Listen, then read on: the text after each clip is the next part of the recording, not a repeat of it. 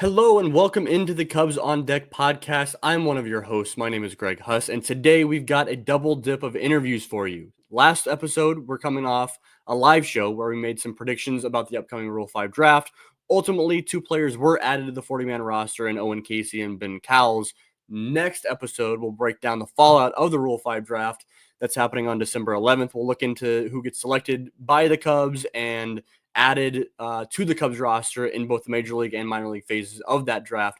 But today I decided to pair two different interviews that I've conducted separately, each a few weeks ago, about a month ago, with two prospects and former teammates actually at the University of Arkansas. The first part of the show is with Rule 5 draft eligible, actually, Christian Franklin, where we talked about his hitting mentality, some swing changes or really lack thereof, and tapping into some more power. Then the back half of the episode here today is with pitcher Connor Noland. He is one of the more interesting athletes I've ever interviewed, honestly, having been both a starting pitcher and a starting quarterback during his time at Arkansas in college. We talked about how difficult that was, why he landed on baseball as his sport of choice, and also his desire to add some more velo over the offseason. As a bonus callback, actually, Connor gave his side of the story in the challenge between him and Brandon Birdsell that Birdie actually detailed earlier this offseason. So glad that he got to tell his side of that fun little story.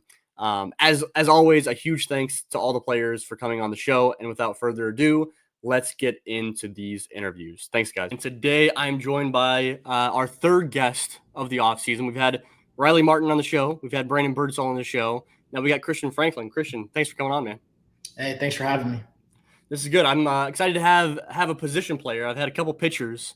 Excited to Sure. get the other end of the spectrum on the show and get to chatting with you a little bit about the intricacies of hitting a little bit. But Mhm. we'll get into that. Before we do that, I want to lead off with some simpler questions to lead off the show. I got to ask, I think to start off your year, I was tuned into a Tennessee Smokies game to start Mhm. off the year, and you had Forever by Drake and Lil Wayne and Kanye and all those guys Yeah. as your walk-up song. Did you have that throughout the entire year as your walk-up song? No, I ended up changing it to Jay-Z. Gosh, I can't remember the name of the song, but I had it for the beginning, just because I wanted to throw it back to like my walk-up song at Arkansas. Okay. But honestly, I got a little bit tired of listening to it, so I ended up changing it to the Blueprint 2 is Okay. what it was by Jay-Z. Yeah. So a lot of guys rock with that one, so I ended up That sticking. that's a good one. That's a good one. Well, do you guys just have one walk-up song throughout the game, or do you like change it up like back and forth on different ones? Do you have multiple? Yeah, so at Tennessee it was just one. Okay. But I want to say at South Bend I was able to have a couple, I Okay. Yeah. believe. But I was gonna say if you have 5 at bats and you have the same song playing for each walk-up, it's like, yeah, it this is honestly a good song, you but start to get tired of it. You definitely like about halfway through the year you're kind of looking to change it up or something. you got to have one that like the fans get into too. So it's like for them just as much as it's for you. You know, Yeah. Honestly, I just try to find something that I vibe with. I mean, you that's definitely fair. have to think about the the lyrics of the song, and especially in Tennessee, some some of our fans, they like the country music or who knows what else, but I think they vibe with mine pretty well. So Yeah, yeah. What other sports do you get into? Are you watching other sports too, or are you just a baseball guy? Are you gaming on this like video games? Like what's your thing on yeah, the side? I mean, I'm not like a diehard football fan, but just being from Kansas City, I like the Chiefs. Yep. Watch a little bit of basketball here and there. And then obviously, playoff baseball right now is Yeah. is really fun to watch. But I um, mean, you and Cole Franklin can vibe out with the Chiefs. oh yeah, absolutely. He's a big Chiefs fan. Yes, sir. So I know you so you went to Arkansas. We'll get into some of your stuff from college days. Arkansas basketball just hired Coach Cal. I don't know if you saw that from away from Kentucky. That's kind of Yeah, a big deal. yeah, no, it is. I mean, that's definitely just like getting used to seeing him in Kentucky gear. It was definitely kind of weird seeing him come over to Arkansas, but it's cool. I mean, that Yeah. basketball program's been on the uptick for sure. I mean, ever since Musselman got Yeah. hired, they had a couple, I think, appearances in I want to say March Madness, made it pretty far. I know they made it to Yeah. Final Four one of the years that I was there, I want to say. And then, I mean, I think Coach Calipari will do a great job continuing to build up that program. So Musselman was always out there going crazy, like taking off his shirt post game, like going nuts out there. yeah, I mean, honestly, just being on campus at the same time as him, he was a cool dude to be around. And I mean, he was definitely like on top of like the social media stuff, which I thought was Yeah. cool, that to have like a coach that was definitely like savvy with that part to help people to want to come to the games and everything. Got everyone Yeah. involved. Helped him connect for sure. Yeah. All right, so you're an outfielder. If we got you up on the bump, if we got you throwing on the mound, what would you run it up to as far as with the fastball? I think I could get to like, if I really worked at throwing, Yeah. I want to say I'd be able to hit like 94 at least. Okay. Yeah. Were you ever a pitcher? Do you ever in like high school? Yeah, not in high school, but back in the day, I used Yeah. to throw a little bit. But that was back when the mounds were shorter. I mean, I was way younger back then. I definitely can't do what these dudes do now. You weren't popping 94 on the gun back then. No chance. No chance. All right, last thing I got for you as far as kind of quirky things. I always got to ask the guys who the biggest trash talker teammate that you have is. Biggest trash talker. Man, my guy Pagan is always giving me a hard time for sure. That's my brother, man. I enjoy it. We're always just going back and forth. Honestly, Birdsell's pretty good with the trash talk too, but Yeah, he'll trash talk anybody. It doesn't matter if it's just like us back and forth or anyone. He doesn't care. But I don't know if he's got that just because he plays a lot of Fortnite, so he's on the system a lot. So he's got that quick mind or what. But he's got it in him, man. Well, when I interviewed him, I interviewed him earlier this week is when I did, and I stopped. I hit end recording, and the first thing he says was, "I'm surprised you didn't ask me about my gaming, about my Fortnite." I was like, "Oh man, I didn't do that. I forgot to ask him about it." Dude, yeah, he's cold on the sticks. It's impressive. I mean, if you get a chance, definitely check out his TikTok. Yeah, I need to check that out for sure. All right, so this was it was a fun year in Tennessee in general. It was a fun year for you. What was, whether it was personally or for the team or whatever, what was your favorite moment from this past 2024 season? Man, I would say one of them was definitely the walk-off double that I hit. That was one of my first walk-offs that I think it was my only walk-off in pro ball. And then another one was just Felix Steven pinch hit, go-ahead home run. I think it was either in the 8th or the 9th inning. But, I mean, just coming off the bench, getting a hanging changeup and depositing it into the trees. I mean, Yeah, it was a lit moment. that's a large man. Felix. Yeah, I mean, that dude's power is unreal. He's I was what was it? It was this year when he was in South Bend.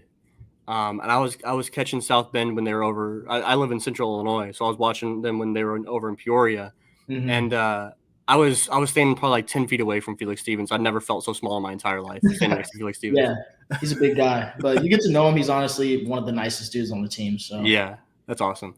All right, man. So getting into it, I know that this year you spent the entire year in Tennessee. In 2023, you were like all over the place, right? I mean, you spent the year at 4 different places. I mean, between Myrtle, South Bend, and Tennessee, and then you had some time down in Arizona as well. Right. Big difference in those 2 seasons, right? Between bouncing all over the place to being in one place. What were kind of the benefits of getting comfortable in one place versus the benefits of that you saw from bouncing around and seeing all kinds of different teammates and stuff?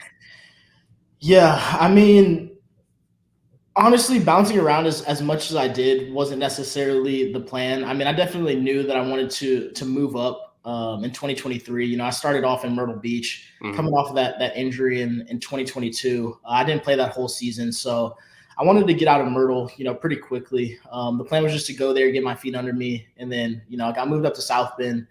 But when I got moved up to South Bend, I honestly struggled a good amount. So that's the reason why I went to Arizona. We made some swing changes, and I came back and just ended up having like a ton of success.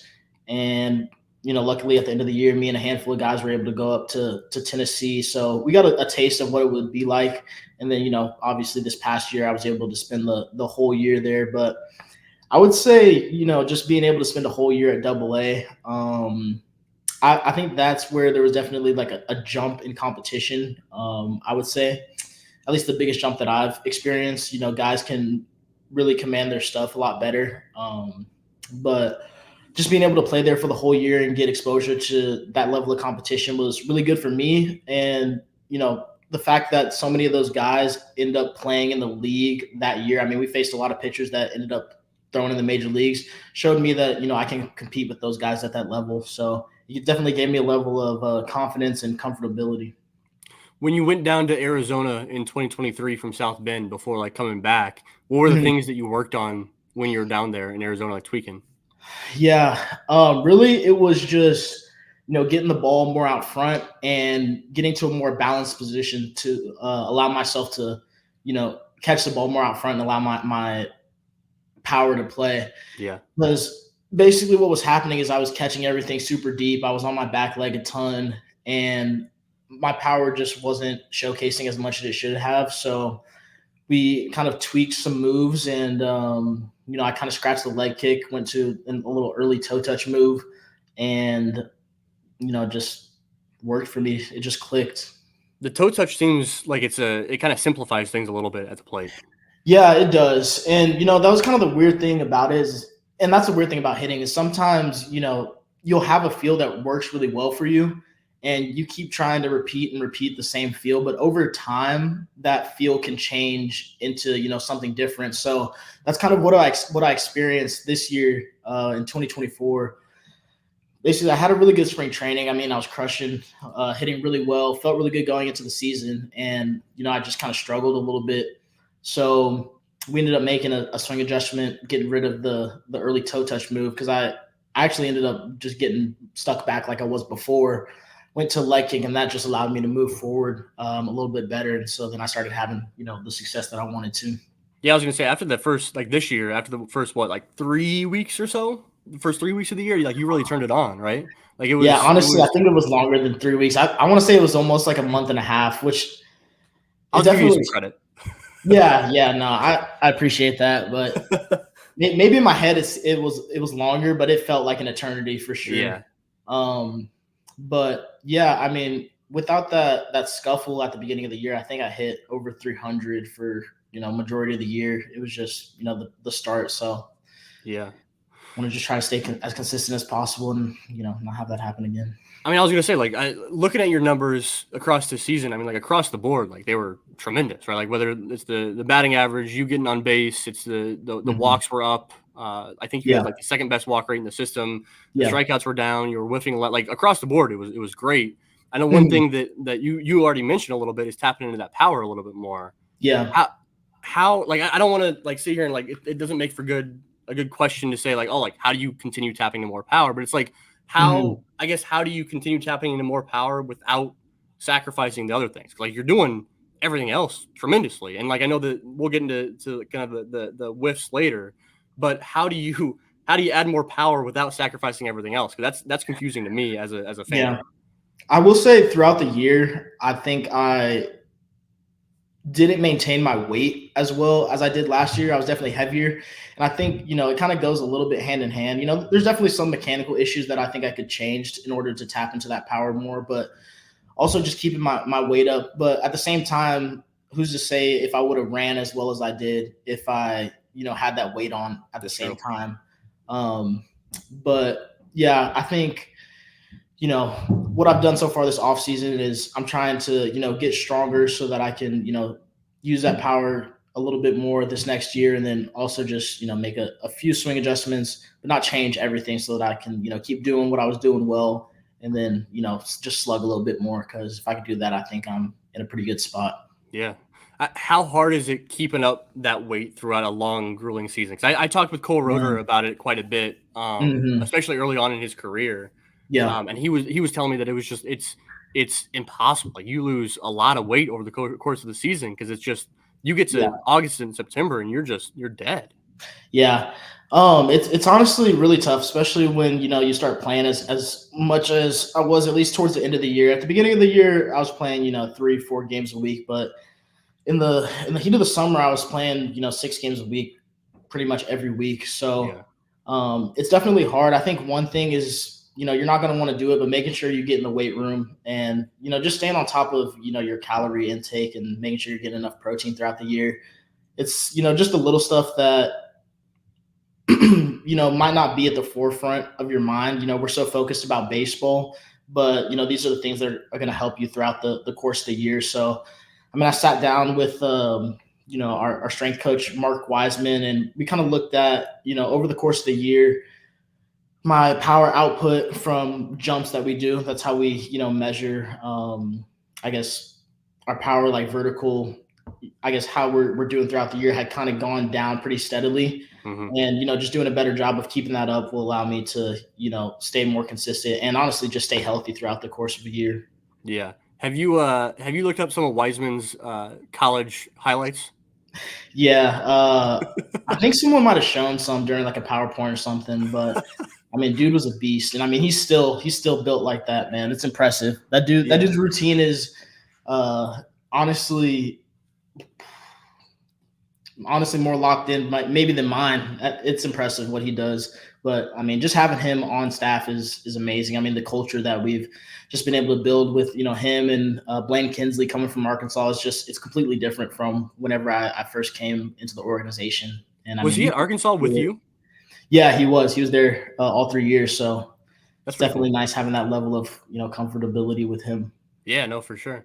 So I want to stay on swing adjustments a little bit, or like hitting adjustments, because I swear it was something I read. I don't know if it was an interview with you, or I read it somewhere right after you were drafted, talking about cutting down on the swing and miss at the top of like a fastball is the top of the zone.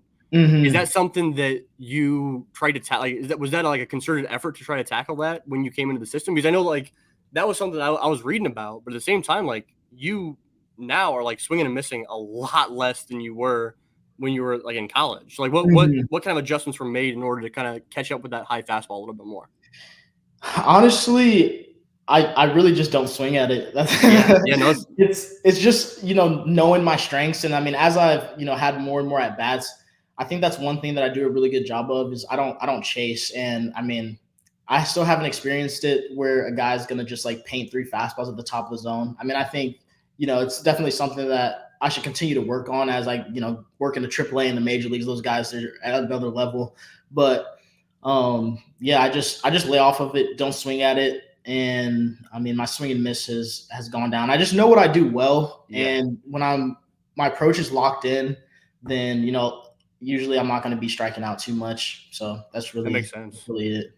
I remember talking with Polly a couple of years with hitting coach Stephen Polakov a couple of years ago. And he was like, when we talk pitching, a lot of like pitching development, we can like get into the weeds in terms of like pitch movement and like spin rates and like just like super nerdy stuff that like the pitchers can work on, right? Yeah. I remember having a conversation with Polly and talking about like what does hitting development look like, and what does that conversation look like compared to like a pitching coach's like conversation with players. And my takeaway from my conversation with Polly, well, first of all, was that I could like run through a brick wall after talking to him. But second of all was like it's so much of hitting is like mental, right? It's like you said, it's knowing. It's not mental like having the it is having the confidence to go up there and hit, but it's also like mentally like knowing, hey, I should not swing at this high fastball because like I don't do well with it and it's going to be a ball. Let's not swing at this. And, like so much of hitting is mental compared to pitching, which is like let's run these spin rates up. You know what I mean? Yeah. It's a weird concept. It is. I think that's one thing that I think helped me throughout the year too. Is I started working with a mental skills coach out of Kansas City, and we started talking about. I've always been someone that likes to think mechanics in the box, but he was telling me that your brain can't function in the way that it's supposed to when you're thinking about like too much. Obviously too much, but I would have like even like 1 or 2 cues. He's like, you still don't even want to have that many. You just want to almost be in a state where it's just see ball, hit ball, and you allow your body to function. And once I did that, I started seeing the ball way better than, I have before, even when I was going good. The whole idea is that like in practice and in BP, you're mastering all those cues so that when you're out on the field, like you don't have to think about it. Like it's just, you're just going out there and doing what you practice, and like that repetition you figured out so that you can just literally just go hit it. So yeah, that's cool. All right. So defensively, I know you bounced around quite a bit. I mean, you were, I think you spent most of the time in either center or right this year, but like you were pretty evenly distributed between left, center, and right. Um, Mm-hmm. it's different for an outfielder compared to like a second baseman playing some left field, playing some first base, playing all over the place. But Yeah. what was it like playing all three outfield positions as much as you did? I mean, I like it. I think it just prepares me for, when I do get to the major leagues, I'll just be able to help the team in any way that I can. If they need me to play center field, I'll be able to play there, and if they want me to be in the corners, I'll be able to play there. But um, left and right are pretty similar. Center field is, the different one out of the three, but the main thing is just making sure I get my work during batting practice. Especially if I have an off day, taking reps at all three positions and just trying to, get those realistic reads off the bat. And I mean, Marco Romero, our first base coach, did a really good job of, helping us throughout the year and making sure we were always, getting our work in, glove work, whatever we needed to, be the best we could be. And Corey Ray as well, and Doug DeCenzo, to our outfield coordinator. We did a lot of really good work during spring training this year. So I think it helped, all the outfielders throughout the organization. We played really solidly defensively this year. What's it like working with Corey Ray? I know that's a name that Cubs fans love to see. He's back in the organization as a coach. Man, it's awesome. I mean, that dude's a specimen, man. I like he doesn't play anymore, and he's still probably the most athletic dude like in the clubhouse. It's actually crazy. But yeah, you'll see him just like go out and play catch with people in his arm. He's probably still throwing 95 on pull downs. Like it's just crazy. But I mean, the amount of knowledge that he has about outfield, just it's awesome just to have him around and be able to ask him questions. And he's just done a great job of creating a culture of guys that we just want to work hard and push each other to get better. So it's fun. I want to take it back to your college days here a Mm-hmm. bit, because one of my favorite things to get from players is their draft day story. Whether it's guys who had huge parties at their house on the day they were drafted, or just hanging out with their family, or I always mention it to other guys in the past couple of interviews. Like I've heard that guys were out on the golf course when they got the call saying they've been drafted. What was whether it was draft day or like leading up to the draft, like what was your experience like with the draft, being drafted by the Cubs? Yeah. So honestly, it was just me and my family at my house in Kansas City. Didn't have too many people around, but we just got some food and just like watched the TV. But nothing really prepares you for when that day comes around. It goes a lot faster Yeah. whenever that time finally comes. I mean, especially when I was getting drafted, it was I think maybe 2 minutes in between picks. It might Okay. have been one, I can't remember, but I mean, you're waiting all this time, and then your agent calls you, and he's like, "Okay, I got an offer." Like, tells you the offer, and hangs up in like 15 seconds. It's like other people are calling him, and you're just like, "Whoa, whoa, whoa!" So you start like talking with your family. I mean, Yeah. obviously you've discussed like numbers before, but Yeah. um, But you he's know, just like, is he like keeping you in the loop? Like, so he's like, it's like a quick call. He's like, hey, by the way, oh like this man, might be happening. yeah, it's quick. So he basically calls me, tells me the offer, and like asks if I want to like take it or not. And then he has other people calling him at the same time. So he'll hang up, answer the call me back, and say the other offer. And this is about like 3-4 picks out Yeah. before I'm about to go. But I ended up making the decision to go with the Cubs, and I couldn't be happier with the decision that I made. I mean, um, at least from what I've heard compared to other organizations, I just think they do a really good job of developing, our players, with obviously baseball skill work. And then on the strength side of things, I mean, just watching these dudes in the offseason camp while I'm down here in Arizona, there's just no way I don't think that anybody else is working as hard as we are during this offseason. Just the culture, and all the guys too are just high character guys that they go out and get. So I mean, it makes the environment super fun, and I have nothing but good things to say about the organization. That's what I was gonna say. Is like, it just feels like the Cubs go out and draft and sign and acquire all these like just really good human beings. It's like, yeah, they Exactly. also happen to be good at baseball, but like they're Yeah. just good guys, Yeah. and that helps. Yeah. And I mean, you can just see it too from like the all the success that we've had. I mean, they just do a great job. Yeah. So we mentioned that you went to Arkansas. That's where you're drafted out of. The Yep. Cubs have an awful lot of dudes from Arkansas, right? Like, Connor Noland, who you played with Connor in Yep. college, right? Um, Jackson Wiggins is in the organization. Casey Opitz is in the Yep, organization as well. Like there's a lot of hogs in the Cubs organization. It's for crazy. sure. No, I mean it's awesome. Obviously, playing with those guys in the past, and then just being able to reconnect with your old teammates. It's cool. Just to have those guys around. And I mean, I already mentioned Blaine being, the strength coordinator as well. I mean, it definitely just feels like you're back at Arkansas. So, having that core group to always, lean on and rely on, and just seeing those guys, makes you feel good when you pull up to the field. What are some of those guys? What's Opie like? I know that I've heard some good stories about Casey Opitz, but what's he like playing with as a teammate? Man, okay, first of all, just as a player, I think he's probably the best defensive catcher that I've ever played with. I mean, every pitcher that I've talked to loves having him behind the plate. Um, and he can swing it too, switch hitter. So I mean, I'm excited for that dude. I think he could catch in the big leagues right now. Yeah. So I'm excited to see what he does. In the next couple of years. See him up in the big leagues. But even just as a person, man, he's someone that's like never going to complain. Every single day when he comes to the field, he's going to have a good attitude, and he's just like a great guy to be around. I mean, I think he's probably top 2 funniest dudes in the organization. So he's a great guy to be around. Like the NFL like mic'd up like series that they like post on social media all the time. Yes. Put Casey Opitz and Ethan Hearn together, like when they were teammates in South Bend together. Yes. I was like, I think they did. I think the South Bend Cubs did do like a clip where they were both mic'd up. And it's like, yeah, that's some good content. Dude, right all the catchers. I don't know if it's just something about catchers, but I mean, Caleb Knight, Opitz, and Hearn, like those 3 dudes. It just laughs for days. So it's got to be like because they're communicating with pitchers so much, like they just kind of naturally have that ability. First baseman too. First baseman got to have because they're over there holding on runners all the time. Yeah, like they got to have some good conversation skills, right? Yeah, I mean, I think that's kind of the funny thing that you start to experience throughout the course of the year. Definitely, first basemen are more talkative, I'd say, than middle infields. Yeah, just because I mean they see guys more often. But yeah, you start to kind of build a relationship with dudes on the other team, and might just start off with like a little like what's up, and then you guys start talking about the hitting or like an at bat. Someone might crack a joke, and then next thing you know, you guys are dapping each other up in the middle of center field before the game. It's just kind of hilarious how it works, throughout the course of a year. Well, I mean, especially when you guys have the 6-game series where it's like you're seeing each other for a literal entire week. It's crazy. Yeah, I mean, you really start to get to know some of these dudes, but it makes it fun.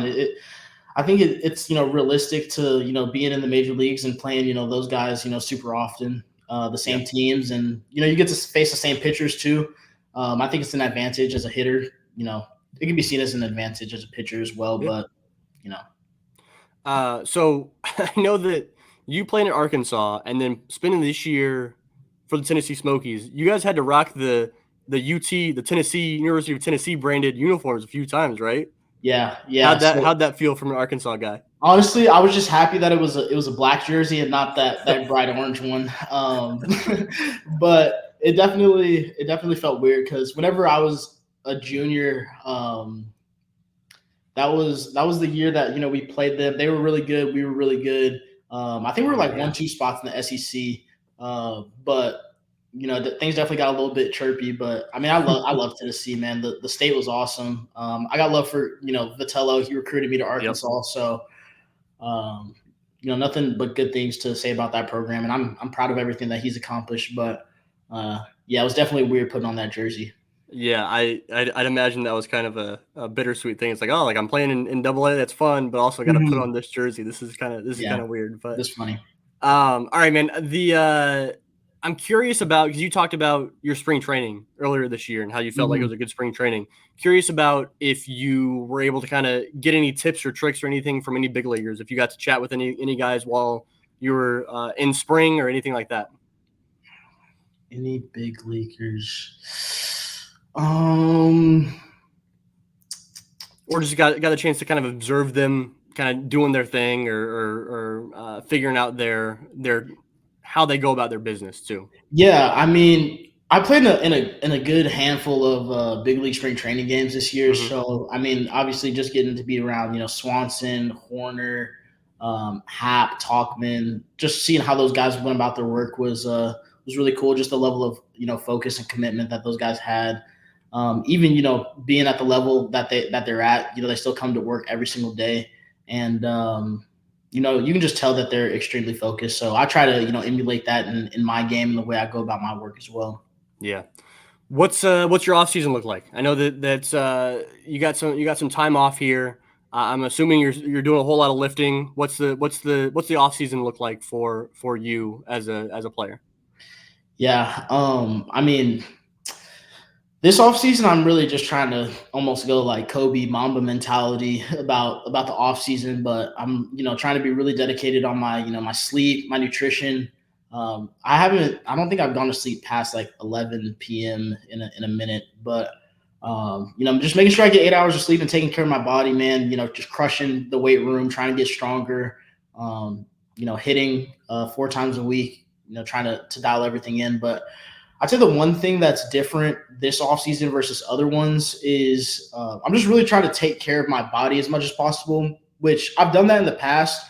But just talking with Mark and also just starting to get older, understanding that your body needs time to recover so that you can get the most out of your lifts whenever you do them. I've always been a guy that loves to work hard and loves to take extra reps and do extra stuff in the weight room, but just understanding that stuff might not necessarily be the best for me, so that I can focus more on like my skill work and other stuff throughout the course of the off season. You got to get the most. If you're doing that, you got to get the most out of it. You're not just lifting just to lift. Like you're lifting with a very a very clear purpose. Which very punctual with everything. Yeah, that makes sense. All right, man. I only got one more question for you. It's a question I ask every player whether I'm talking to them on the podcast or in person or whatever it is. I know you're not sitting here listening to my podcast every week, but I'm curious about a teammate that you have that I should be talking about more, that should be getting more love on social media, that I should be talking about more on this podcast because they deserve all the love. Whether it's a guy in the clubhouse that you really like to hang out with, it's a guy that's their batting practice is insane. It's somebody that is killing it on the bump, or somebody that might break out next year. Like who's a player I should be looking out for, I guess? You played with a lot of good ones this year. Yeah, there's a lot of options, man. Shoot. Honestly, I'm just gonna stick with the Arkansas. Connor Noland is just consistent, man. Even since I've been in college, just watching him, just develop into the pitcher that he has been. The slider's improving, the changeup's improving, the command is always there. And he's going to go out and give you a solid outing every single time. He's going to throw strikes. He's pitched in playoff baseball before. He knows how to perform under pressure. So, I wouldn't be surprised. I thought he was going to make his debut this year, but I think that, next year he's definitely going to, if, things align in the right way. But that's my guy. So I've had 3 guys on the podcast so far this offseason, and now 2 of you guys, you and Birdie, have both said Connor Noland is a guy to talk about. So it makes sense. Yep. He's good. He's really good, man. And he got a lot better this past season compared to 2023. He's just like consistently getting better, which is fun to see. What's it like getting a front row seat to Moises Ballesteros? Oh, man, that dude, it's crazy. Just like you can just feel the confidence when he's walking up to the plate, man. But just being able to get on base for him throughout this year, it seemed like every time I got on base, he was driving me in. So, dude, it was fun to watch. And his ability to just use the whole field. He can go big fly to pull side, but also just use that back control and hit something down the left field line if he wants to. But there's nothing you can throw him in the zone that he won't crush. And just being that mature at that age is impressive. So I know he's working really hard to continue to get better behind the plate, and that dude's going to be a big leaguer for a long time. So that's the thing that's always stood out with me with Moises is like when he was first in Myrtle Beach, it was like he was playing pepper with that left center gap. Yeah. Like he was like just playing pepper with that. And I was like, oh, like this guy's back control is insane. Yeah. And then he started to like figure out like, oh, I can also pull the ball in the air. It's like, oh crap, like that's crazy. Yeah. Yeah. It's just easy, man. It just looks comfortable. And just like it doesn't take a lot of effort. I mean, you can just tell when someone's hitterish in the box, and I mean, just watching that dude walk up to the plate, you can tell he's gonna bang. You got to share an outfield with Kevin Alcantara for a lot of the season. What's it like playing next to him? Kevin, man, I love playing with him because he's got a flair for the game. I think that's what's exciting. I mean, he's just got that swag and that same confidence that Bally plays with. But I mean, a great outfielder. Just being able to ask him questions and watch him work was really fun. But I was crazy excited whenever I got to see that he made his debut this year. So I'm excited to see what he continues to do. It's funny, dude, like in the outfield out there. I mean, like you're like a natural center fielder. You're playing some left and some right. Kevin's I guess, I mean, he doesn't look like a center fielder, but he covers ground like a center fielder. Like he's good out there. You had Brett Bateman out there, and Brett Bateman's like really, really good out in center too. Like you guys had some really good defensive outfields out there. Yeah, that's what I'm saying, man. Is like just the culture of the outfield that we've created is like, I mean, those dudes know how to work, and it's just great having those dudes around to be able to just learn from. Not even necessarily by asking questions, but just by watching them play and just picking up on little subtleties, in their game. But it's definitely made me a better outfielder. Yeah, one more guy I want to ask you about because he's kind of popped onto everybody's radar is Jonathan Long. What was it like getting a front row seat to his like incredible hot stretch? Because I mean, he started off the year in South Bend. And he was fine. He was doing all right in South Bend. Yeah, and then he got called up to you guys, and it's insane, dude. It was incredible. Yeah, I mean, we kind of asked him about it, and he was like, "Man, it's just a fresh start." Like that was his goal to make it to Double A, and I mean, he just, I guess, I don't know if he stopped stressing or what, but I mean, he's always been a dude that can just rake. I mean, you saw what he did in Myrtle Beach. Him and Calmer just going crazy, but. I mean, it's like he just flicks his bat at the end, like right into contact. And dude, every ball that he hits is 105 plus. I swear. I mean, like he just barrels the baseball. It's impressive. I saw some like Statcast numbers or something like that on his swings, and apparently he has like elite bat speed, like crazy bat speed in terms of like the numbers. It's straight hands, bro. Like yeah. He has like a little bit of a leg kick, but majority of it is just upper body, hands, and just forearms. It's crazy. Go watch like the tail end of his swing, and then go watch Chris Bryant, like the tail end of Chris Bryant's swing. Like it's not the same like up to the point of contact, but like from the point of contact to the end, it looks like they look so much alike. Chris Bryant and Jonathan Long. It's crazy. That's dope. I'll have to check that out. All right, man. That's all I got for you today. I really appreciate you coming on the show, and it means a lot to get you on this early in the off season. And hopefully you got some good stuff over the off season coming along, and we'll be cheering for you next year too. For sure, man. I appreciate you, having me on. And today I am joined by yet another player guest for the off season. I really don't know when. I've done a bad job of keeping track of when episodes are being posted with you guys as players. And there might be somewhere that there's multiple players being interviewed in one episode separately. I'm coming off an episode, or this might be an episode with Christian Franklin. But today I'm joined by Connor Noland. Connor, how's it going, man? Going good. Just glad to be on. Yeah, I figure this is pretty good. I mean, we'll get later into the logistics on why we originated you coming on here. But the last two players I've talked to, between Brandon Birdsell and Christian Franklin, both guys have mentioned you in the interviews that I've had with them. And so it kind of transitions pretty well to having you on. Yeah, two good teammates. I mean, obviously I've been around Christian Franklin for I don't know how many years now, going back to college, and then being around Birds for the past 2 years. They're two good guys to be with. Yeah, those guys were definitely entertaining to have on the pod for sure, for different reasons. They're two completely different personalities, but also both awesome guys. So glad to have you on. Glad to chat baseball. We got a lot of different topics, kind of all over the place with you today. It'll be fun to chat. But I want to lead off. I always lead off the show with things that are a little bit less, maybe not. They're still baseball related to a certain extent, but a little less into the nitty gritty. Maybe not your pitch mix and stuff like that, but a little bit more lighthearted stuff. We'll start off with. I know you're a sports guy in general. We'll get into the two-way athlete type feel of everything later. What other sports are you watching? Are you watching sports in the off season? Are you keeping up with football, with basketball? Like, what's your go-to outside of baseball, I guess? Pretty much full-time football. Are you? Big fan. I'm watching the NFL. I watch most college games, and then occasionally, if there's a big card on the UFC, I'll tune in for that. So that's pretty much my mix. I'll catch a golf round every once in a while, but pretty football heavy. So you're following the Razorbacks, obviously, in college. Are you a Cowboys fan? Are you a Saints fan? Are you like what are you Cowboys looking at? fan. Yeah, Cowboys. you hit Yeah. it on the head. I, Either in Arkansas, you're one of two things. You're a bandwagon Chiefs fan, or you're a Cowboys fan. So I'll take the latter and be the Cowboys fan. well, dude, I was talking to Birdie last week, and he's from Texas. I go, "Hey, you a big Cowboys fan? Like, do you happen to be a Texans fan? Like, what's the deal?" And he's like, "I'm not into football that much." I'm like, "You grew up in Texas and you're not into football? That seemed a little weird." He's not born in America, apparently. He's more of a gamer, anyways. Though he's in the game a little bit more than football, so that's fair.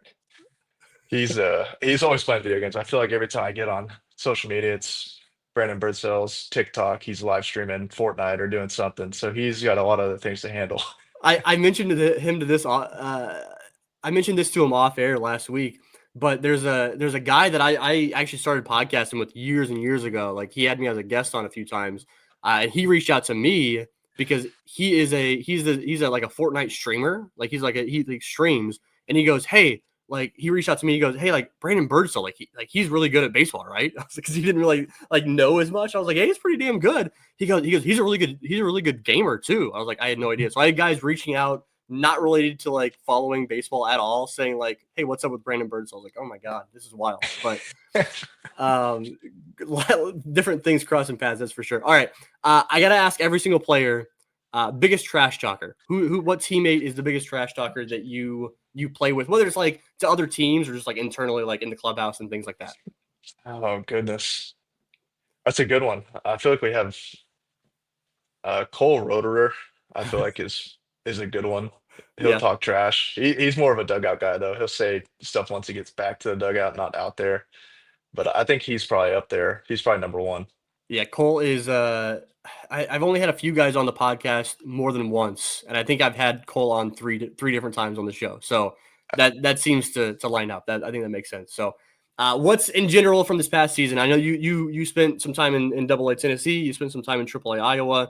What was your favorite moment of this year? Whether it was for you personally or team wise, a certain game that stood out. What stood out from you this past season in the Cubs system? Uh, Biggest game for me, I got to pitch against a former teammate, Lyle Lockhart, in AAA. That's a pretty cool moment, just seeing his name across the lineup card and kind of having a little duel there in Indianapolis. I really enjoyed that and get to see him for the whole week, visit, catch up. Really good time, and we won, so that was the biggest thing. How'd you do against him in at bats? Oh, he's a pitcher, Oh, so okay. yeah, My bad. he was the other starting pitcher, so it was kind of a battle of the Arkansas has-beens. That was really cool. That's a sweet setup. All right, man.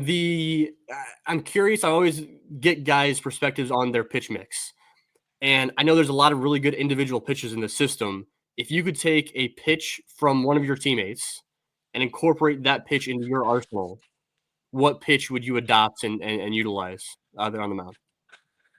Gosh, that's that's a tough one. There's so many good guys, good pitches. I think I'd have to go with Birdsell's fastball. He's Just a the uniqueness. high carry guy, little cut, and he throws it 97, 98. So I think I'd take that. It's either that or Riley Martin's curveball. Yeah, yeah. The fastball is just so unique on Birdie and that curveball. Mhm. I had Riley on earlier this offseason, and Riley was talking about that curveball, how he's just like that's always been like he's just always had that curveball. Like it's not like Yeah. something where he picked up all of a sudden. It's like that's always been part of his like identity on the mound, which is that's kind of a cool thing. Oh yeah, it's always good when you have something to fall back on that's a plus pitch and you can throw it for a strike. I mean, that's the name of the game. Yeah, yeah. What you want to go ahead and walk me through your pitch mix and your repertoire and what you have out there on the mound? Yep. I mean, the first thing I always throw, I'm a sinker guy. Um, it's kind of a different sinker. It's a, seam shift, so I'm throwing a one seam. Then I throw a four seam fastball. It cuts. Some would call it a cutter, and then 12-6 curveball, sweeper, and then a changeup, which I picked up last year halfway through. So kind of just encompassing all those and trying to elevate the four seam. Yeah, that's a whole lot of pitches in for one guy. I mean, that I feel like that's important. You kind of go one of two ways. What it seems like you are a guy who has a whole lot of different pitches that can be thrown as strikes, or a guy that throws two like damn good pitches, like really good pitches. And it's cool to see like that. That's a unique thing that you have, being able to throw the five different styles of pitches out there. Yeah, that's the biggest thing for me is I've never been a velocity guy, so finding ways to edge out, strikeouts or get ahead in counts. The biggest thing is just switching velocity, switching movements, and keeping them on their toes. Because sometimes you throw a 90-mile-an-hour fastball and it gets caught up too. But if they're thinking about four other things, you're probably in a better spot. Yeah, I mean, as Cubs fans, like we grew accustomed to the past decade of watching Kyle Hendricks out there on the mound, who like has, I mean, he can say he has four different pitches, but he manipulates each one of them. Where it's like he has like nine different pitches, and he's throwing 80, 85, Yeah. 84. Like he's not bringing a whole lot of heat. And it's like Cubs fans are very used to that style of pitching. Like we've grown accustomed to that. Yeah, I think you've seen it across the board. I mean, there's a lot of guys doing it. I mean, Stroman did it. He, Yeah. he mixed and matched. But watching Hendricks, he came down to Double A last year, and just watching him in the bullpen, he doesn't miss spots. It's just in, out, up, wherever he wants the ball to go, he knows where it's going, and um, it's it's kind of mesmerizing because it's literally just dot. The catcher doesn't ever move. It's just here's where it's going, and then he does it. You get the chance to pick his brain at all, or just kind of watch how he worked? Pretty much just watch from afar. I mean, Yeah. he was there to, get his rehab started. And I didn't want to be over there bugging him too much, but it's fun to watch guys come down and see their work ethic and then how they're just going about the day to day. I mean, it's the same thing as that they're doing up there. It's just, they're in Smoky Stadium doing it in front Yeah. of way less fans, but they're still having the same process and how they go about their business. Hey, Smoky Stadium, no more. Smokies are Mo- moving over to Knoxville, which is crazy. No more Smokies. Yeah. The Knoxville Smokies. Yeah. Brand new stadium. Yeah, you missed it by a year, man. You missed the brand new stadium by a year, unfortunately. Yeah, it seems like they're doing a lot of good stuff down there. I mean, they were hyping up the stadium uh, at our team dinner. He was kind of Okay. giving us the breakthrough of what's going down there and Tennessee size scoreboard. So I'm sure there's going to be some mock-ups and other things come about as they get closer to the end date. But it's very exciting for the system. I was gonna say the guys coming in behind you aren't gonna know the experience of playing way the heck out there in east of Knoxville. So you Yeah, got that experience all yourself. You should you should wear that as a badge of honor, man. yeah, I'm super proud to have that 30-minute drive from Knoxville. All right, man. I feel like one of the first things when I sat down to figure out what I wanted to chat with you about, one of the first things that came to mind for me was your arm action, which you seem to have shortened from between the 2023 season and 2024 season, right? Like I feel like you came out last year. I noticed that. I think it was your first start. Actually, I'm can try to screen share here. This is new for me. Let me try to screen share. I took a couple clips of this is on the left. This is in 2023 in South Bend, and on the right is you this past year. I think it was your first outing of the year in Tennessee. Mhm. It's not a ton, but it's definitely noticeable in terms of you shortening that arm action, being kind of closer to your ear, kind of like what we saw from Brandon Birdsell a lot once he was drafted and came into the system. So you want to talk to me a little bit about how that came to be, and yeah, I guess how that came to be and what you're looking at now. It all started in the offseason last year, kind of just looking at arm path and seeing how I could kind of clean it up. There was some inefficiency. Obviously, my first year, that ball kind of dips low below my hip, and I got stuck a lot. So I'd have big misses. So we worked together to try to find an easier way to get there, and it kind of all reverted back to my prior football days. It's a shorter arm action. Get it up to the ear, and you get it out. So we kind of just took the football out there and started throwing it as much as we could. And sure enough, 3 months later, we had a cleaner arm path, and it seemed to work out well for me this year. I felt a lot better. Arm was healthy, and just having that spot where I know I can get to every time was a big difference for me. Does it kind of help you coordinate your entire body as you're going through your windup? Where like there's just fewer steps for your arm to get to the place where you're ready to fire, and it kind of matches up so you can kind of repeat your delivery over and over again?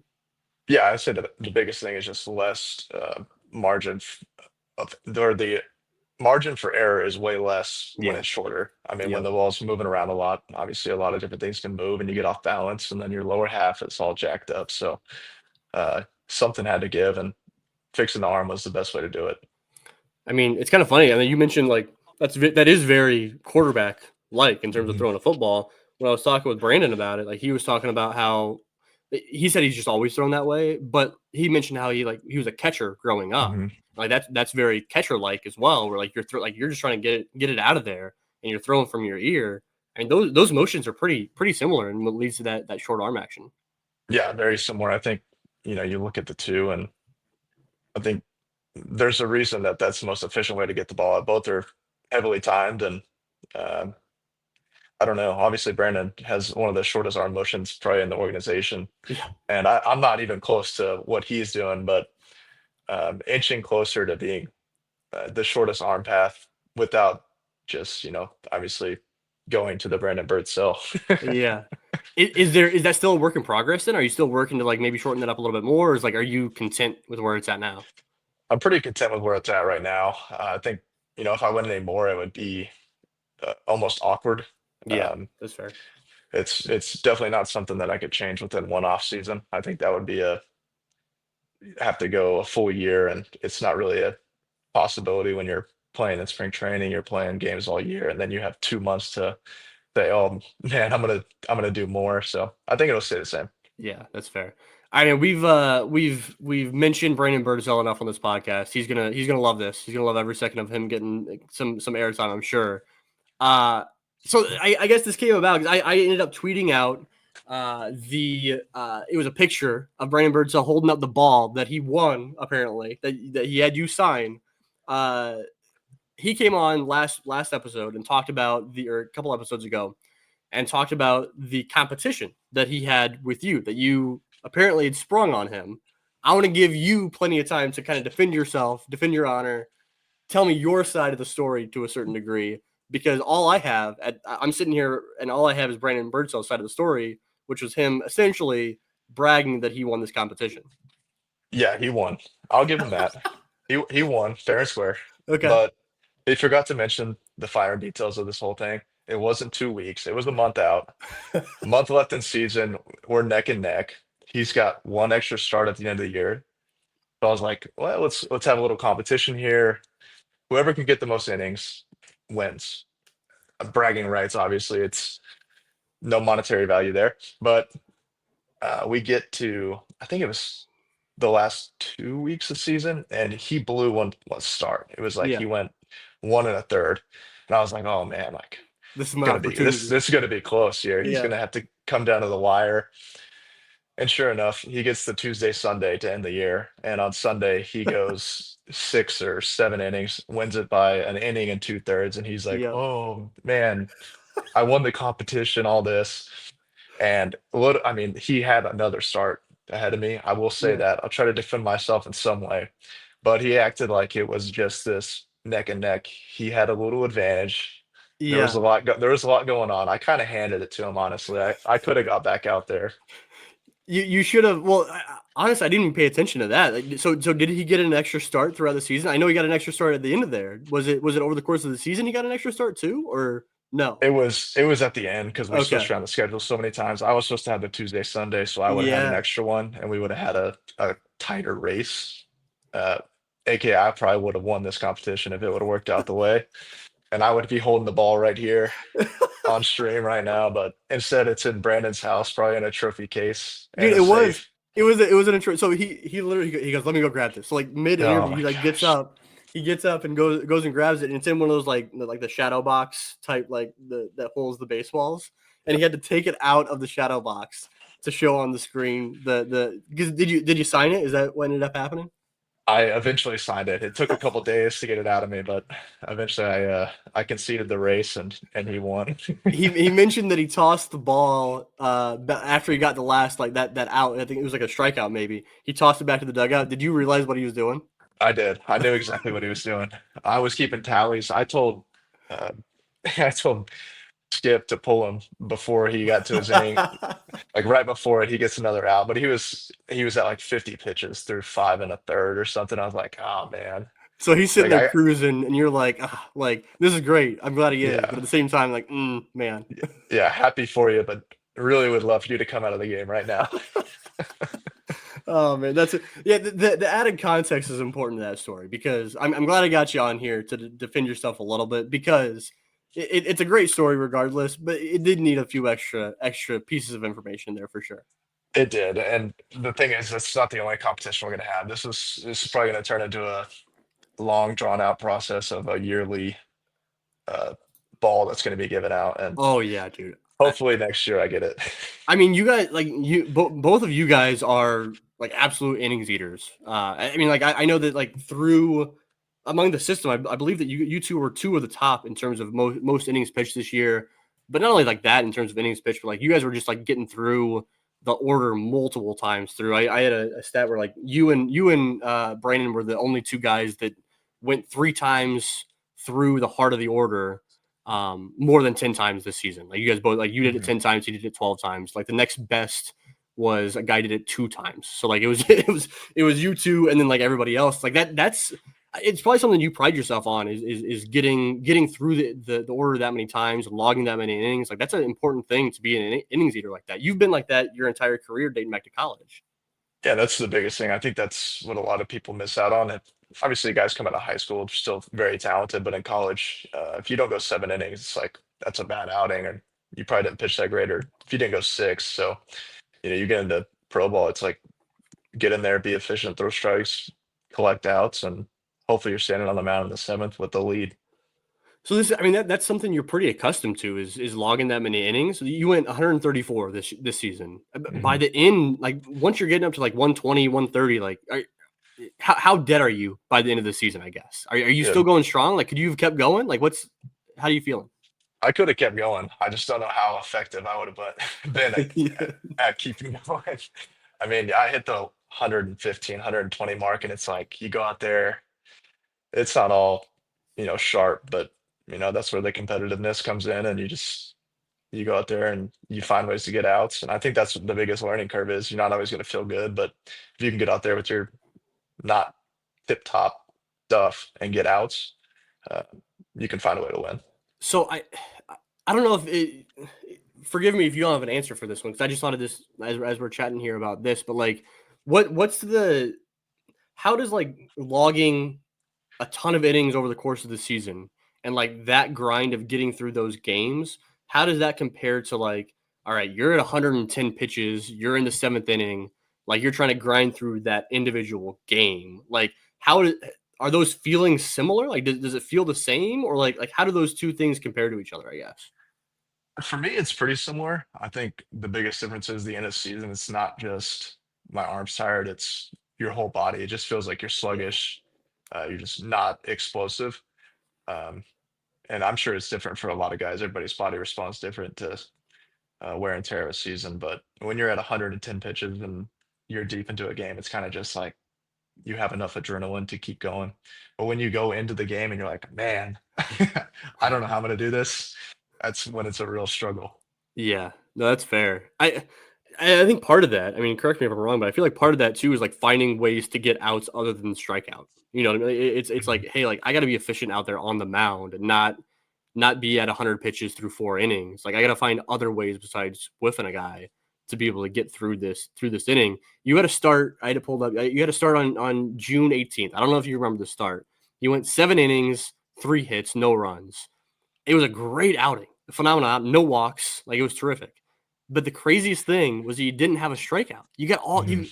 you. I don't know that I've ever seen that like dominant of an outing without a strikeout like that. Have you ever done something like this before in the past? I did it in the College World Series against Stanford. I had one Okay. strikeout, I think, and that Yeah. was late in the game, and I was trying to get a strikeout. But Yeah. this game, the game you're talking about, I didn't realize it, but when I came off the mound, like that was really fun to watch. Like, great job, no strikeouts. I was like, So you had no wait a idea that, minute, that you had I done that. had no idea. I mean, you start getting double play balls, you start getting off the field, and it's kind of just the speed of the game. But I walked off and I was like, there's no way. I don't remember the last time I've ever got no strikeouts in an outing, let alone a 7 inning outing. Yeah. Yeah, no, I was actually watching that game. A lot of the way that I like consume like minor league like Cubs minor league games is like going back and watching starts like afterwards like on demand and Hmm. stuff like that. And I happened to be watching that start of yours live, and I didn't notice that you didn't have any strikeouts until I literally went back the next day and I was looking at the box scores. I was like, holy cow! Like I knew that was a dominant start. I didn't realize you didn't have any strikeouts. It's just that was a crazy outing that yeah I had never seen something like that before in my time watching baseball. So you pick up something new every time you watch a baseball game, I guess. You never know. Yeah, Hopefully, you can see another no strikeout outing from somebody. there you I go. can't be Yeah, the only one. it's unique. It's cool. It's cool. All right, man. I do want to get into some of your college days, right? Because you Mhm. super unique college experience for sure. And one, I guess we'll lead off.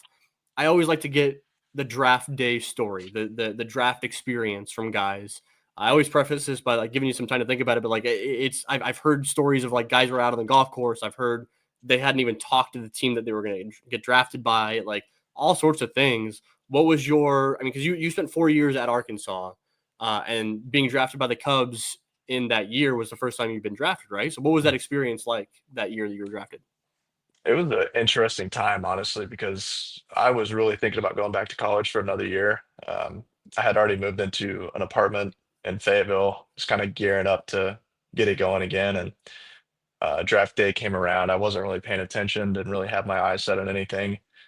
Uh, I was out to eat with my family. One of my buddies, plays for the Royals, was in town and got a call I was literally sitting at the dinner table, um, answered the phone, agent, the Cubs on the phone. What do you think? And I kind of just sat there because I was like, I really don't have time to think about this. So I was like, can you give me 5 minutes? Can you give me like a little bit of time? Sure enough, got enough time, hopped in the car, went back to the house, and finally got back there and told him, let's just do it. I mean, I'm ready.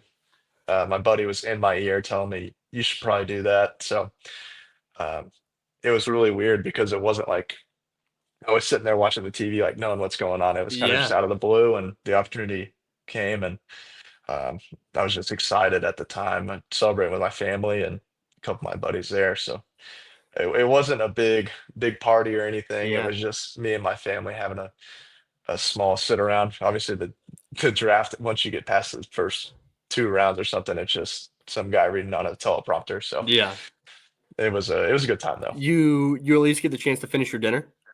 I did not. I Oh, left dinner. damn it. It was bigger decisions than which enchilada plate I was going to eat. That's fair. I think you probably made the right decision. I'm gonna go out on a limb and guess that. Yeah.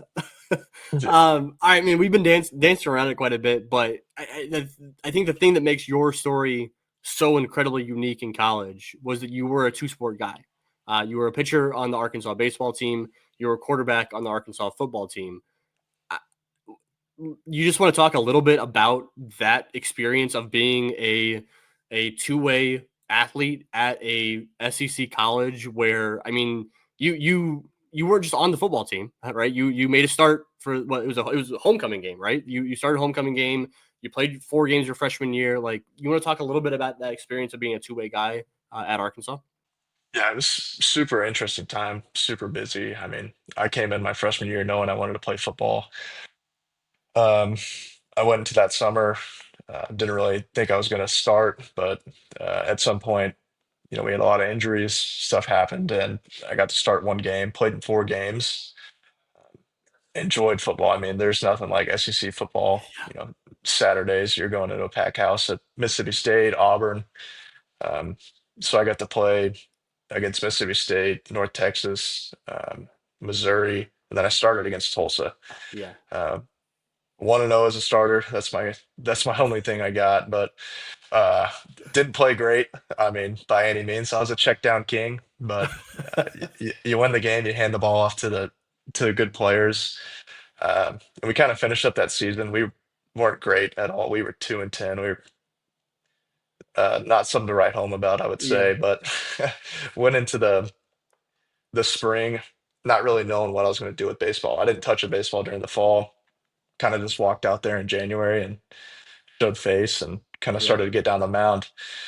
And, you know, ended up 2 months later as starting on the weekends and really just jumped into season from there.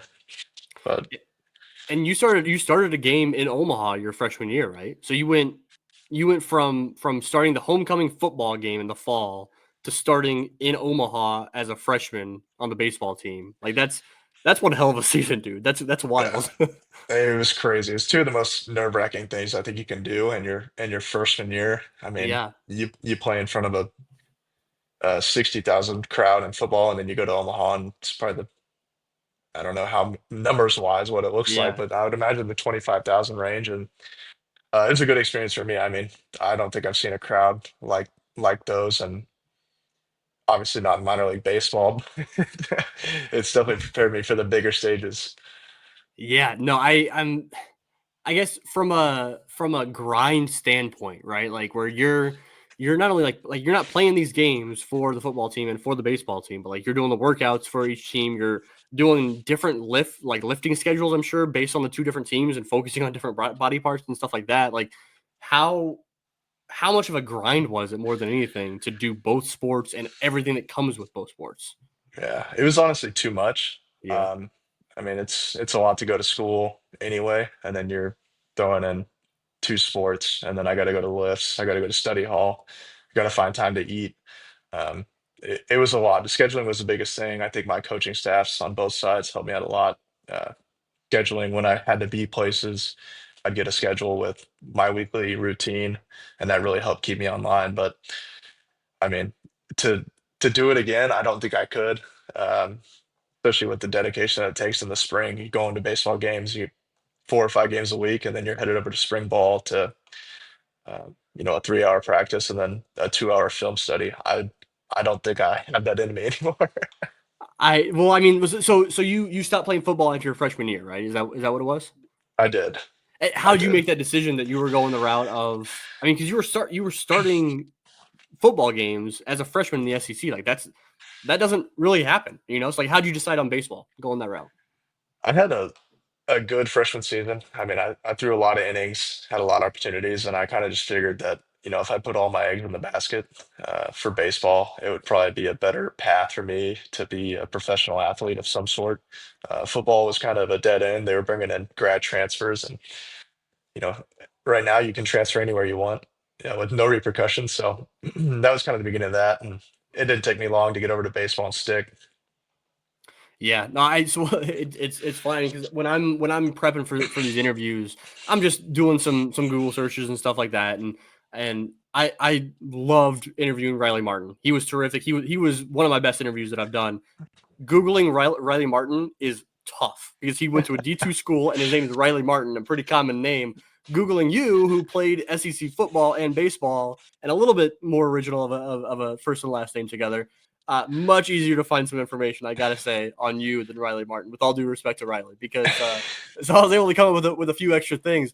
I uh, I saw that when you signed your letter of intent, you signed your letter of intent at the Roman Coliseum. What on I, earth? How did that come about? it was honestly just good timing. We were on a family trip over there. It wasn't like I went there to sign my national letter of intent at the Coliseum, but I just ended up, I got the papers that morning and we were in Rome, and my dad was like, this might be a cool idea to pop over there and take a few photos. Um, you know, I already signed them. It wasn't like I was signing them in the Coliseum. They were pre-signed, nice signature and everything, but it was cool. I mean, anytime you're in a foreign country and you can kind of intertwine it with some SEC football, it's always a good thing. No, that's pretty cool. I just thought that was neat. That's a cool kind of situation. I I'm curious about like your recruiting and how that worked because like you were from what I could tell you were a four-star football recruiting. Like you were Mhm. you I have a list. If I can brag on you a little bit here with you on video. You were the number 14 pocket passer quarterback in the country. You were ranked above guys like Will Levis and Brock Purdy and Penix Jr. and Zach Wilson and Sam Hartman. Like you were a no joke like football recruit. How did that when a coach is out there pitching you to come to their college? how did they balance that, knowing that you were also trying to play baseball in college? It was definitely tough. I went to a lot of visits and talked to a lot of coaches, and every one of them said the same thing. You can walk onto the baseball team after you play football, and it's football first. You're on a football scholarship, and then baseball comes second. And, for me, it was always I had to play football. I mean, I was going to be there on a football scholarship. That's my obligation. But Arkansas was very different. I had an offer in baseball and I had an offer in football. A lot of the other schools, they only offer you in one. They'd say, you already have a football scholarship. We're not really going to waste the time. So that's kind of ultimately what led to me going to Arkansas. They really valued my time at both and saw the opportunity there. And you're originally from right down the street from Fayetteville, which is nice. So, I mean, did you grow up an Arkansas fan? Was that like always on your radar to potentially go there? It was. Always been a fan. Grew Yeah. up watching Tyler Wilson, Darren McFadden, guys like that just tear it up. So that was kind of always a dream for me. And it was kind of crazy because I took all these visits. I went across the country trying to find schools. And then sure enough, all I had to do was drive 45 minutes up the road. And Yeah. That's what I mean. You talked about there was that I think it was their one team that had at Arkansas. You mentioned Darren McFadden. Was that the same time when like Felix Jones and Peyton Hillis were all there at the same time? it was a Good decent lord, little dude. trio. Yeah. Were they all playing at the same time? Like, were they all getting carries? I'm pretty sure it was Darren McFadden and Felix Jones in the Well, backfield most of the time, but I don't know if the overlap was Peyton Hillis came in afterwards and had his time. But um, all I know is Peyton Hillis is on the cover of Madden, and yeah, yeah. That the shout other, out to Peyton Hillis, yeah, he was a beast. All three of those guys, freak athletes, dude. and Darren McFadden made it. was one of the best running backs in college football history. Like Darren McFadden was no joke. Yeah, I mean, he was a Heisman finalist. I mean, he pretty much did anything you could do in college football, and I mean, he made it to the NFL for a little bit, but Yeah. man, what a college career! Yeah, he was he when I think of like college running backs, it's like that era of like Darren McFadden and like DeMarco Murray, who's at Oklahoma, and Mhm. Reggie. I think it was right around the same time as Reggie Bush at USC, right? Like the same general time, and it's like those dudes were. There was a lot of good running backs back in college football, right around that same time. Yeah, that's back before they started spreading the ball out and Yeah, that's true. letting it rip. Back in the day when the running back was the most important position. Yeah, I'd So imagine that Arkansas team with those three running backs was getting like 60 plus carries a game. Like I, they were running the ball a lot.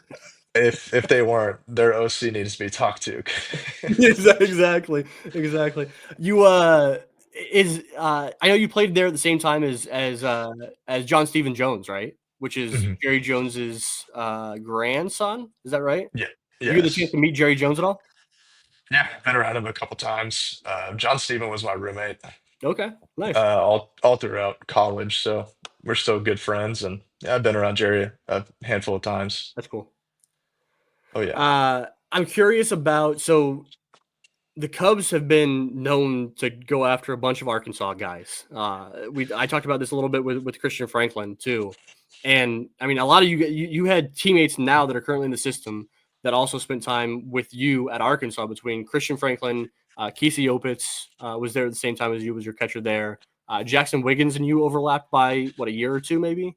Yep. So how how nice is it having that comfortability of playing with those guys at Arkansas and now being like, oh, hey guys, like we're in the same system now.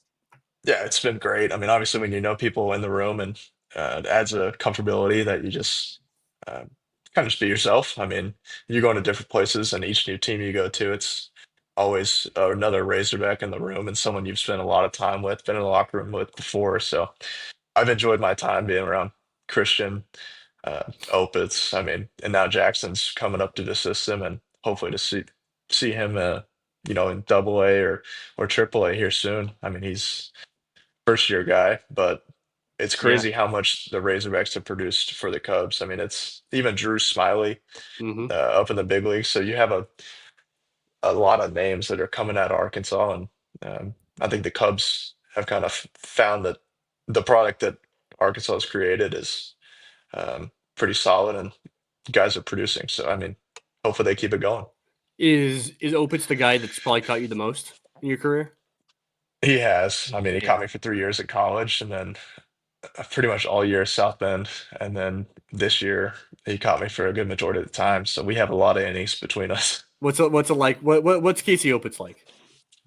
He's a goofball. I mean, he's the funniest guy on the field at all times. Serious moments, unserious moments. He's a hoot, but it's always funny when he's coming out there for visits because it's never going to be about baseball ever. It's going to be a joke. He's going to say something funny to kind of get your mind off of it. But I always enjoy being around him. I figured that was the case on mound visits. I can't imagine he was talking a whole lot of baseball on those trips up there. So that makes sense. Yeah, yeah. All right, let's transition back into pro ball. I know that for a pitcher, for anybody, but for a pitcher especially, that first year, like that first calendar year in a system is kind of a whirlwind, right? Like especially for you, especially for college guys too, where like you're being drafted and then pretty much immediately shut down for the remainder of the year because you've already thrown a ton of innings in college. You come back the next season, which is your first full season. And I know you were in the situation where you skipped over Myrtle Beach, you skipped over low A because you've kind of experienced more in college baseball that some of the younger guys have not coming up through the high school ranks. But you want to talk a little bit about that first calendar year and how crazy that is after being drafted? Yeah, it's nuts, honestly. Looking back on it, you get drafted and then they ship you out a week later. I got shut down. A lot of guys got sent to affiliates, but I was out in Arizona for a month or 2 months. Then I got to go home for the off season, which 2.5 months, and then you're right back to Arizona for spring training. And the craziest thing is, you get back out for spring training, and you're making all the adjustments that you didn't have time to do Yeah, throughout the fall because you're shut down, and kind of getting that rebuild back phase of throwing. So you step into spring training not knowing what's going on, haven't been through spring training, trying to switch all these things, accumulates the game, and it's a whirlwind. But once you get to season, it's a breeze. I mean, you just get out there, you play baseball. true. I bet that first spring training is pretty crazy because you're right. Like it's you were drafted for a reason. Like you were drafted because you were successful and you're a good pitcher in college. But to take you to the next level, I'm sure that the Cubs or whatever team you're, not necessarily just the Cubs, but any team you're playing for is coming to you and say, hey, like, let's make these tweaks. Let's do X, Y, and Z in order to build off what you already are and make you a better pitcher. And like, that may be a whole lot to incorporate in one spring training and one off season and one season as a whole. And I know like for you skipping over Myrtle Beach, was that on your radar to be in your first year skipping over Myrtle? Or did you show up to the ballpark one day and they're like, hey, like, by the way, you're being shipped out to South Bend to start off? It pretty much was just you show up and your name's on the board and it tells That's you what crazy. team. But I mean, I had an idea. I was an older draft guy, so I figured I might have the opportunity to do that. But you would have just show up and it's like, oh, pack your bags. You're going to the cold weather. Oh, shoot. Yeah. And you probably weren't super, super used to that at all, playing in that cold of weather, right? Uh, I had a little bit of experience. I mean, we played some cold early season games at Arkansas. You'd be Yeah. in the 40s and miserable, but there was nothing like the South Bend cold. Dude, Iowa this season, I think it was either the first or second series of the year was in Rochester, New York. It's like, good Lord. Like that's rough to start off the season in what? I mean, that's the last week of April, the last week of March, the first week of April, somewhere right around there Mhm. to be in Rochester, New York playing outside. Pass. I'll pass on that. Yeah, you can only put on so many layers, especially Yeah. as a pitcher. I mean, you got to still be mobile, somewhat. So, Yeah. you Are can you only a put on sleeves so guy? many Are you a sleeves. no sleeves guy? I'm a no sleeves guy, but Even no matter the temperature. it depends. I mean, Okay. if we're talking 30s, I might be a sleeve guy, but Okay. if it's above 40, I'm typically no sleeve. I've always been that way. I have no explanation. I love it. I love it. All right, man. Everybody that I've talked to this offseason, everybody that I've talked to pretty recently says that that jump from double A to triple A is the most difficult jump in the minor leagues right now. More than high A to double A, more than low A to high A. But and while I can see that is I've heard from other guys that that's a super difficult thing to make for pitchers because the hitters are just smarter. They're looking for certain pitches, or the other side of things, hitters have told me that pitchers are just so much better about like nibbling on those corners, right? Like they just feed off the black. Something that I saw with you looking through your numbers, your strikeout percentage went up just a little bit during your time in Iowa. You were getting more swing strikes during your time in Iowa. I mean, the numbers as a whole weren't nearly as good, obviously, as your time in Double A. It's not, you can't really expect that to be the case. But like those two things in strikeout percentage and swinging strikes, that's kind of a unique thing to get better as you're climbing up the ladder. Was there any reason why you think that was the case this year? I think, like you said, I mean, the hitters have a plan, Yeah, and we look at data, we look at film study, and I think that's the biggest thing. They know what we're doing, they know what we do well, we know what they do well. So it's kind of a little chess match there of finding holes in the swing or what they don't do as well and executing in the game. And I think that's the biggest thing for me, finding out what guys don't like, and what they do like and staying away from it. So mm, um, yeah, I mean in Double A, you have a lot of guys that are really good hitters, but once you get to Triple A, they have an approach. They're looking for one pitch, and when you make that mistake, they're going to capitalize. yeah, that's fair. I guess how nerdy are you? Like how deep into the scout? Like, are you just like a scouting report guy? Are you looking at like pitch shapes? Like what on the spectrum of like nerdiness? Like where do you fall? I would say on the lower end of Okay, nerdy. yeah, I use yeah, it. I use it when I need to, but I try not to get caught up into it. I think uh, there's a lot of good data out there, and I think there's a lot of in the middle. yep, But you yep. can get caught. You can get caught up in your head. So I try to just go out there and pitch most of the time. But obviously, in the world of baseball and what it's going to, and what it will continue to go to, is data driven. So I'll probably have to adjust at some point. But until then, I'll just I throw mean, strikes. yeah, well, and everything I've heard is that the Cubs coaching staff is like extraordinarily good at like taking the stuff that is really nerdy and like making it like for you to like you only need to consume this. Like you don't need to know all the crazy stuff. And I've heard the Mhm. coaches are really good about like kind of breaking that down for the things that you do need to know, not the all the stuff that bogs your mind down a little bit, you know. Yeah, that's the biggest thing. You can filter it, you can dumb it down, I guess you could say. There's a lot of ways to look at the data and how it transitions to the field. So I think they do a great job, like you said. They find ways to make guys better by taking one thing and focusing on it. But when you get really nerdy and into it as a Yeah. pitcher, I've seen it go horribly for some guys. You just get in your head, you start thinking about every little thing, every tweak. So I've tried to distance myself a little bit from being too stuck on it and Well, just go out there and compete, especially in that's season. yeah, That's I a was gonna spring say that's training thing. yeah, yeah, yeah. Well, that's fair. Like, because sometimes you get guys out there that are in like mid-season and they're throwing. They're like, I wonder what my like vert was on that fastball. It's like you probably shouldn't be worried about that while you're out on the bump, like in this game, like trying to compete. You know what I mean? Yeah, yeah, But I completely agree. You can only do so much when you're on the mound. exactly, You can't pause the game and get your induced vertical break when you're out there. exactly. All right, man. I'm curious about your off season. Is there anything in particular that you're working on? Are there any pitches? Like you said the five pitches at the beginning of the show here. Are you looking at incorporating a new pitch? Are you working at perfecting a certain one? Like what's the off season plans look like for you? Just trying to gain velocity is the biggest thing for me this year. Um, I just getting in the weight room. I think that's the biggest thing. Gaining velo, and then I developed a changeup last year. Kind of picked it up midway through. Kind of just sharpening that up. Really saw it perform in AAA and started to get a feel for it. So I think those two things will probably be the biggest things for me this coming year. I'm curious. One last kind of detailed question here. I know we're going a little bit longer than I said, but I'm curious about you mentioned the five different pitches. Um, how like which of those are you using to attack lefties more? Which of them are you using to attack righties more? Like, or is it just kind of whatever's on that day? Like, are you taking advantage of like, oh, like my curveball's looking damn good today. Like, let's lean into this a little bit heavier than maybe my last start. I would say it's more that than anything. Yeah, You get out on the mound and you feel out what's feeling good, and um, I can pretty much throw all five to either side of the plate, so that doesn't really limit me. But I will say I throw more curveballs to lefties and more sliders to righties.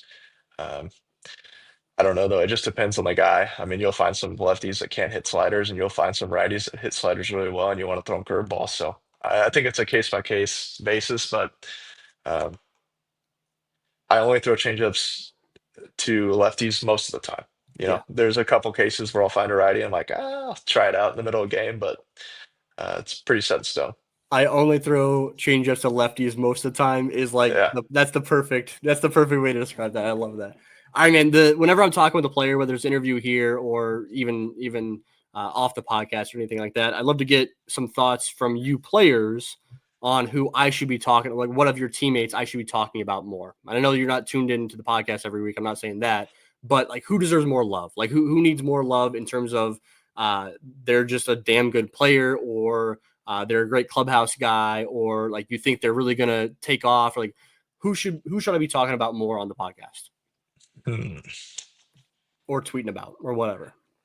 I think Grant Kipp is one. Obviously, he's in the fall league this year, so he's probably getting some recognition. But Yeah. really good sweeper, electric stuff, big frame. I mean, he's got all the stuff you would want in a pitcher, and he's a good clubhouse guy. So hopefully, his name keeps popping up. Yeah, no, no, he's been fun to watch. It was cool to see that he's in the Arizona Fall League. Did you get the chance to overlap with Nick Hull at all? I did. Yeah, we I played together like. South Bend. Okay, yeah. I liked that he threw out of the bullpen a little bit more during his time in Tennessee. I think he could thrive out of the pen. Yeah, I think that was really good for him. He's a guy that can do both, and Yeah. I've seen him start in South Bend, and then obviously this year he moved to more of a bullpen piece. But another guy with a lot of pitches, can throw them all for strikes, and I mean, I've seen him just terrorize people, just Yeah. mixing and getting them to chase. So I agree. I think that's a big name for next year too. Any hitters that when you're shagging fly balls in batting practice, they're putting on a show? Oh, gosh, there's a lot of them. There's a whole lot of good hitters in the of your teammates right now, man. Yeah, I feel like I mean, the obvious answer, Moses Ballesteros. Yeah, yeah. Obviously, everybody knows that, though. I'm trying to No, think of a that's guy that fair. is probably a little bit more nonchalant about it. How would you go about attacking Moises Ballesteros if you were throwing to I'd walk him. him?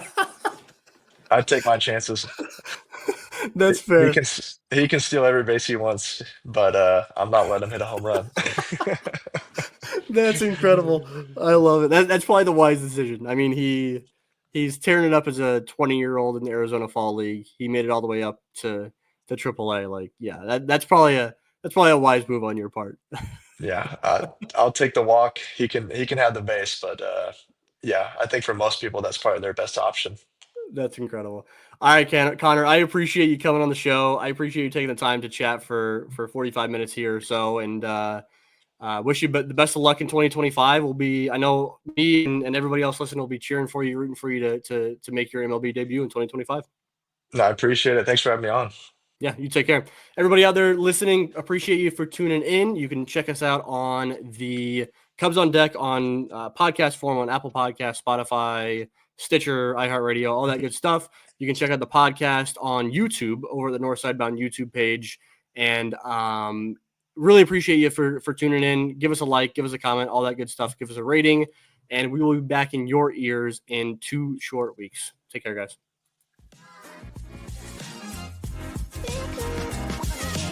Yo.